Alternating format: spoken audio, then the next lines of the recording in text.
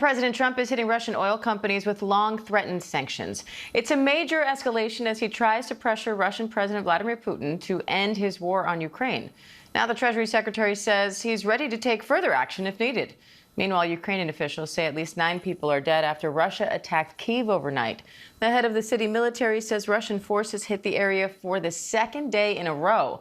Let's bring in ABC News contributor, former UK national security official Steve Hill for more on this.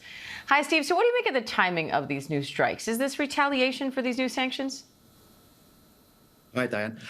Unfortunately, I don't think that is the case. Over the last few months, what we have seen is the Russians intensifying their attacks into Ukraine, I think in large part because of their lack of progress on the battlefield. I mean, their big summer offensive has made very marginal progress forward, but President Putin still wants to create the impression that he is on the front foot.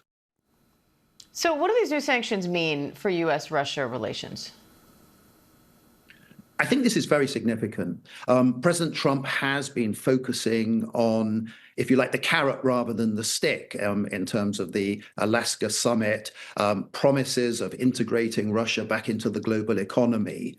But President Putin hasn't shifted his ground at all. So we're now seeing, as we saw in the Middle East, a toughening of the tone. That toughening is in terms of the personal relationship, cancelling the Budapest Plan summit.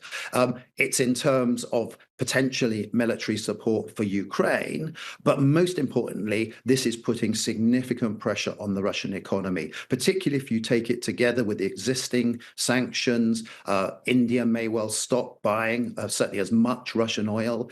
President Putin will be thinking that President Xi may switch his position following his conversation with President Trump. So, and the Europeans, who are largely on the sidelines, are threatening to unfreeze and to use Russian money that they have frozen to give support to Ukraine, hundreds of millions of dollars worth. So you have those three economic, political, and military pressures where I think the president is now moving towards a slightly more tough tone, which I think was successful to some extent, even though we had the fragility of the Middle East. We're now seeing the same. President Putin hitherto has not changed his position.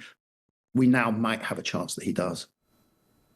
Now, President Biden sanctioned Russia's 2 other main oil producers, so all 4 are now sanctioned. What kind of impact could this have on the Russian economy?